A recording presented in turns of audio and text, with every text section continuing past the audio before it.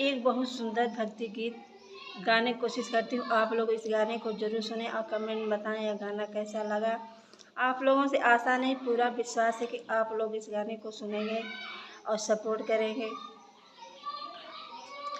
12 बज के 12 मिनट पे 12 बज के 12 मिनट पे मैया कैसनवा डोलला, मैया कैसनवा डोलला। 12 बज के 12 मिनट पे 12 बज के 12 मिनट पे मैया कैसनवा डोलला, मैया कैसनवा डोलला।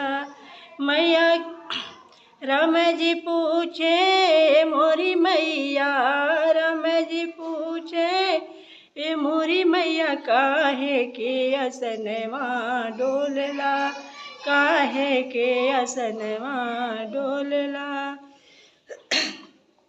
मैया जी बोली धनुष धारी, मैया जी बोली ए धनुष धारी महिमा से असनवा डोलला, महिमा से असनवा डोलला। 12 बज के 12 मिनट पे 12 बज के 12 मिनट पे मैया कैसनवा डोलला, मैया कैसनवा डोलला। कृष्णा जी पूछे मोरी मैया, कृष्णा जी पूछे ए मोरी मैया काहे के असनवा डोलला, काहे के असनवा डोलला।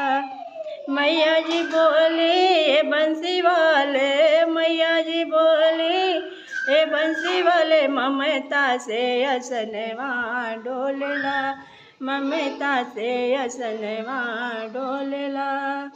12 बज के 12 मिनट पे 12 बज के 12 मिनट पे मैया कैसनवा डोलला, मैया कैसनवा डोलला।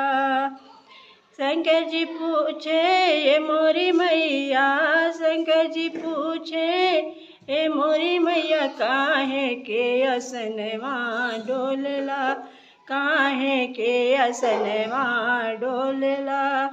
मैया जी बोले ये धनुष धारी, मैया जी बोली, मैया जी बोली डमरू वाले, मैया जी बोली ए डमरू वाले महिमा से असनवा डोलला, ममता से असनवा डोलला। 12 बज के 12 मिनट पे 12 बज के 12 मिनट पे मैया कैसनवा डोलला, मैया कैसनवा डोलला। धन्यवाद। इस गीत को सुने और कमेंट में बताएं यह गाना कैसा लगा।